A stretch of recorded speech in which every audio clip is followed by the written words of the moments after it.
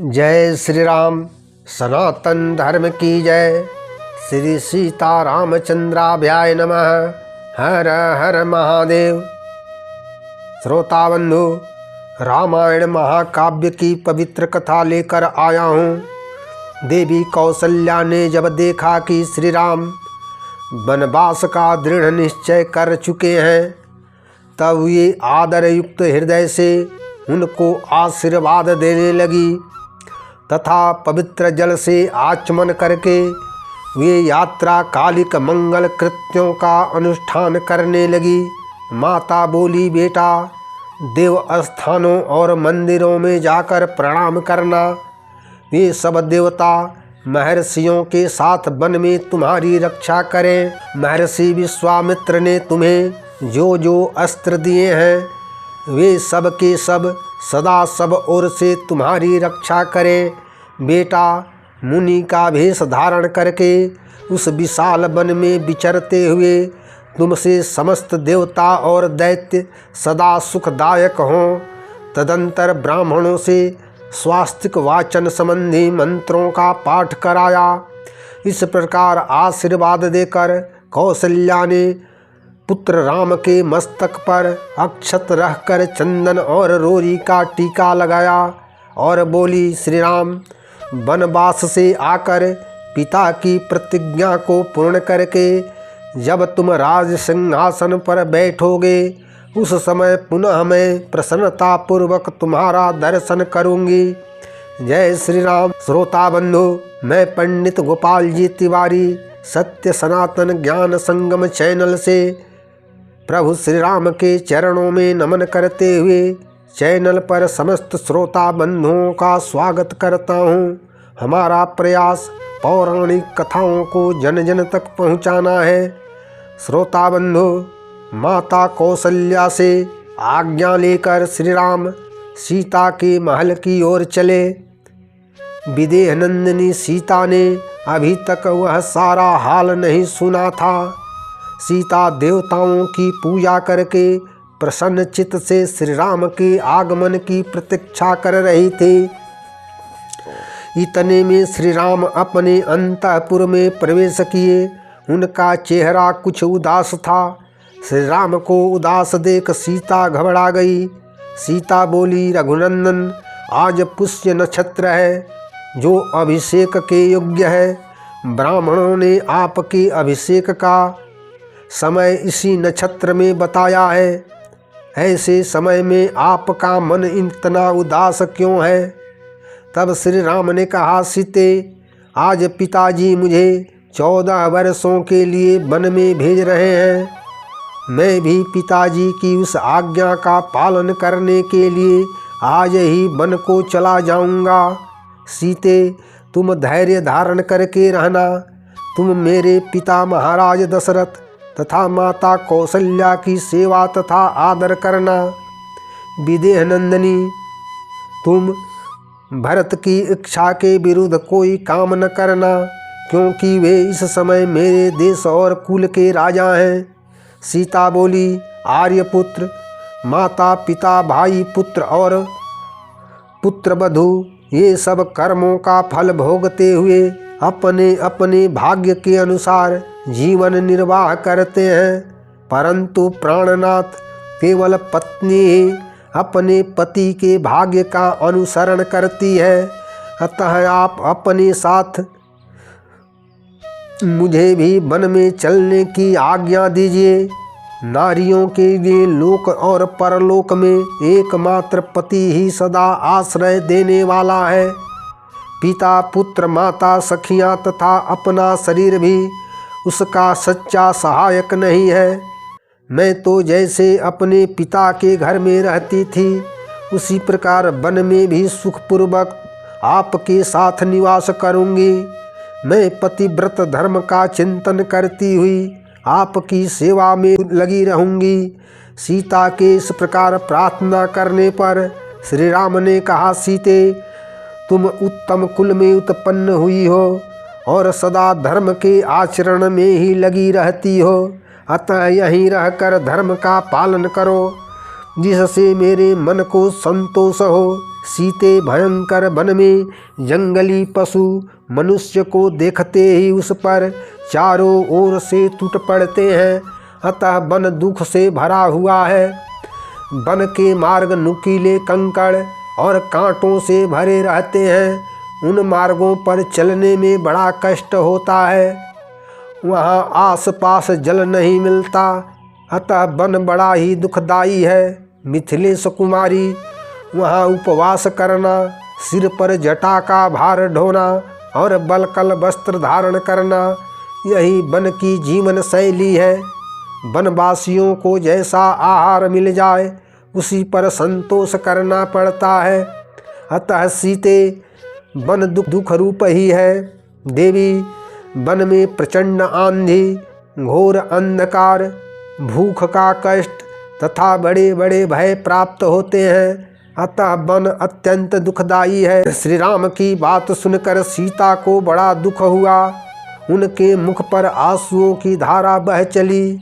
सीता बोली, प्राणनाथ, आपने वन में रहने के जो जो दोष बताए हैं वे सब आपका स्नेह पाकर मेरे लिए गुण स्वरूप हो जाएंगे। अतः मुझे आपके साथ ही चलना है, क्योंकि आपका वियोग हो जाने पर मैं अपना जीवन का परित्याग कर दूंगी। आप मेरे स्वामी हैं। आपके साथ वन में जाने पर मेरे पाप दूर हो जाएंगे, क्योंकि पति ही स्त्री के लिए सबसे बड़ा देवता है। मैं आपकी धर्म पत्नी हूँ, उत्तम व्रत पालन करने वाली पतिव्रता हूँ। फिर भी क्या कारण है कि आप मुझे अपने साथ ले जाना नहीं चाहते? रघुनंदन, आपके साथ जहाँ रहना पड़े वही मेरे लिए स्वर्ग है, और आपकी बिना महल की सारी सुख सुविधा मेरे लिए नरक के समान है। इस प्रकार विलाप करके शोक से संतप्त हुई सीता अपने पति को पकड़कर फूट फूट कर रोने लगी। सीता को अत्यंत दुखी देखकर श्री राम ने कहा, सीते, तुमने वन में मेरे साथ निवास करने का दृढ़ निश्चय कर लिया है, इसलिए अब मैं तुम्हें वन में चलने की आज्ञा देता हूँ। अब तुम वनवास के योग्य दान आदि कर्म आरंभ करो। तुम्हारे पास जितने बहुमूल्य आभूषण हों, जो अच्छे वस्त्र हों, सब कुछ ब्राह्मणों को दान करने के पश्चात जो बचे उसे अपने सेवकों में बांट दो। स्वामी ने वन में मेरा जाना स्वीकार कर लिया।